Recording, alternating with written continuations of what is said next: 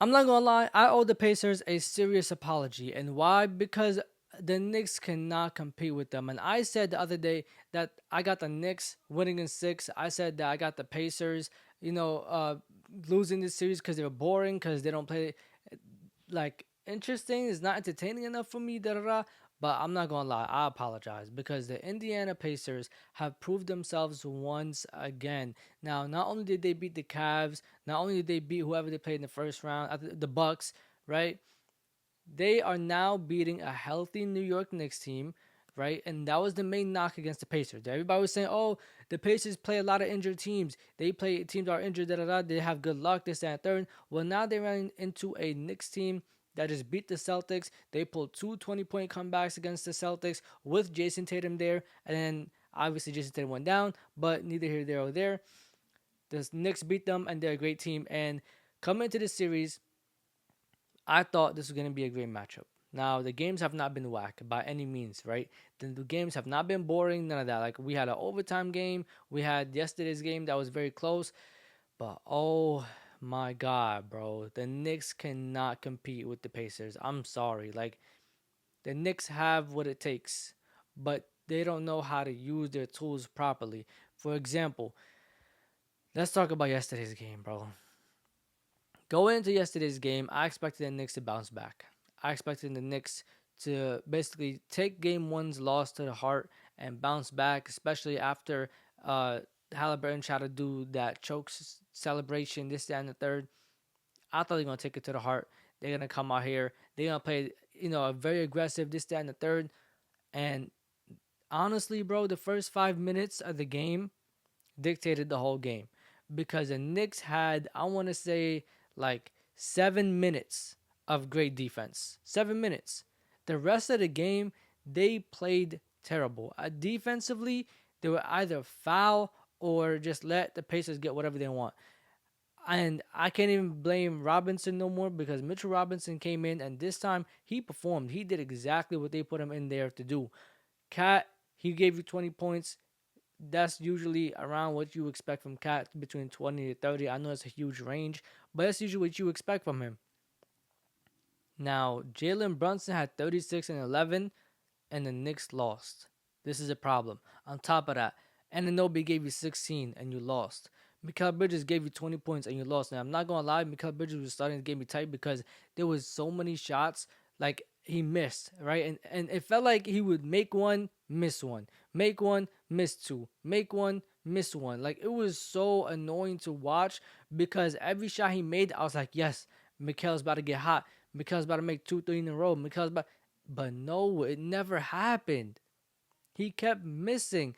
And I promise you, if some of those shots went in for the Knicks, it would have changed the whole momentum, right? And the Knicks would have won this game because confidence, right? If you make your shots and you're gonna lock in defensively, and if you lock in defensively, you're gonna win. But it just wasn't that. It wasn't going for them. And then add on the fact that they put in Cameron Payne, and he did absolutely nothing besides turn over the ball and one assist. It was so bad. And then in the fourth quarter, bro, in a game like this, right? I am not sitting Jalen Brunson down for as long as the Knicks did. The most he's sitting down for in that fourth quarter is 2 to 3 minutes. Other than that, he's playing the rest of the game. And honestly, I don't even think sitting him down in the fourth quarter was a great idea because ending the third quarter, it was tied at 81 apiece. If we're tied, I'm not sitting Jalen Brunson down. I'm sorry, bro. It's the playoffs. You might have to play all 48. I'm like, you might have to because going down 2-0 and then going to Indiana is a problem. Now I understand neither of these teams are good at home this playoff run. The Knicks are like 3-5. The Pacers have lost a couple at home, but Indiana is not losing two in a row. They're not losing two in a row. The Knicks put themselves in a crazy hole to try to dig themselves out of. It's like being in the hole and is downhill. So you have to find your way out of the hole and make your way up the hill. It's gonna be a hard battle, bro. And on top of that, the Pacers have so many options. Now I said I hated the Pacers because they're boring and they play the right way. I hate that because it's not entertaining to me personally.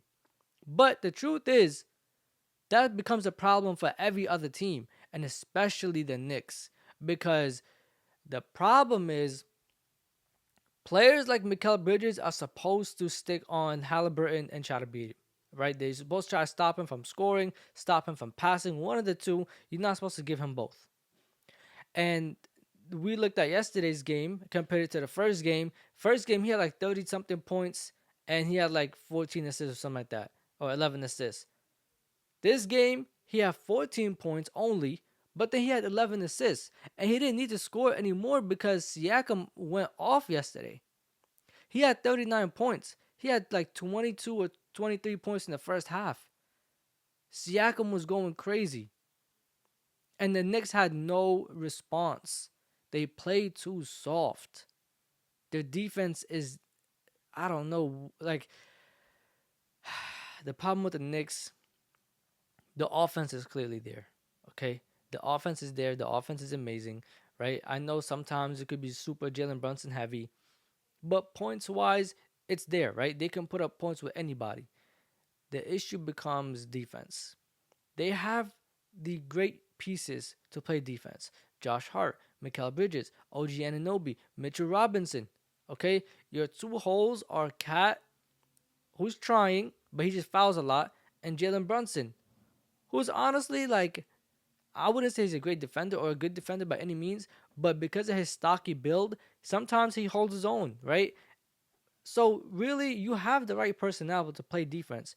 But against the Pacers, they cannot manage to pull stops back to back to back.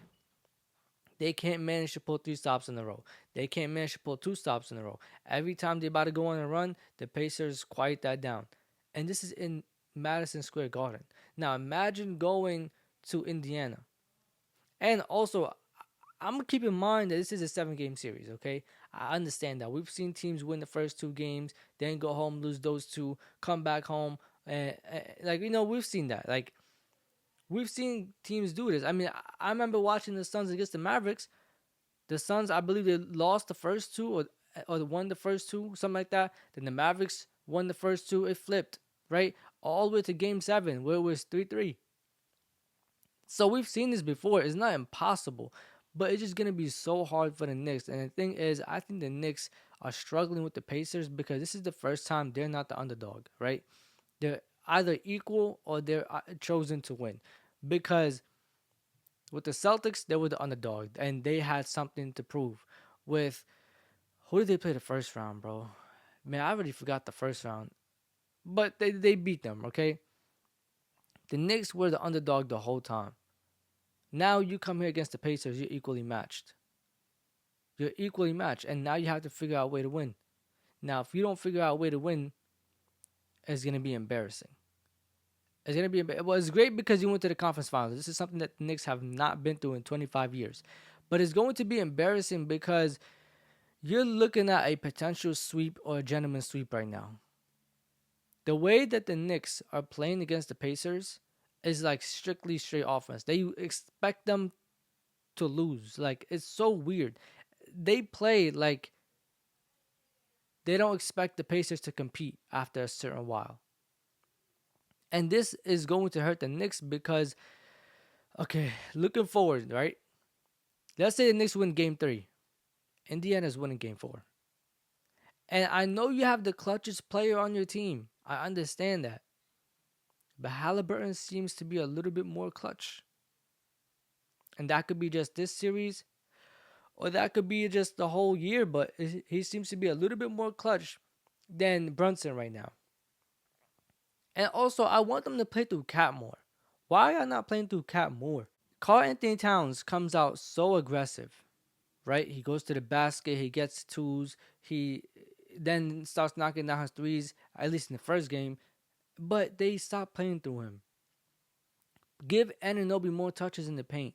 Give Josh Hart more cuts. Like, try to run more plays like that. Like, open up the floor more. Like, have more options. Like, make your offense more versatile. Like, what are you doing? It's so Jalen Brunson heavy, and if Brunson sits down, it's Karl Anthony Towns heavy, and then if somebody else tries to participate, they just start turning over the ball, doing a whole lot of dumb stuff. Like yesterday, bro, Mikal Bridges with a double dribble.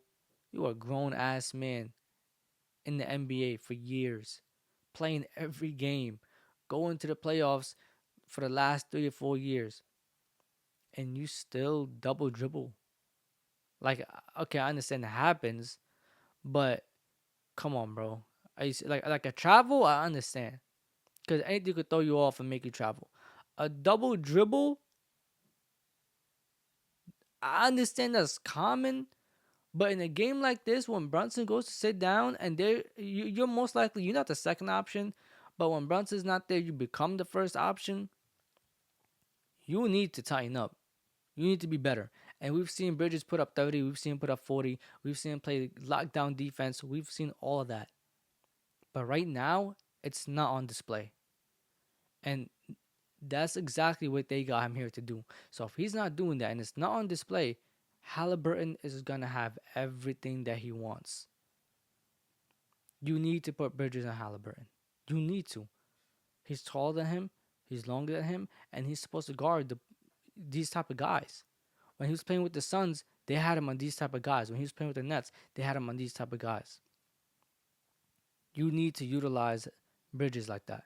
And Bridges needs to tighten up and lock down, because this is not it. The Knicks are looking at a gentleman sweep right now. Because I'm not going to say they're not going to win one game. I hope they win one game. But you're looking at a potential sweep, but most likely a gentleman sweep. But anyways, thank you so much for watching the video. Like, comment, subscribe, and share this with Talk with E. Safety.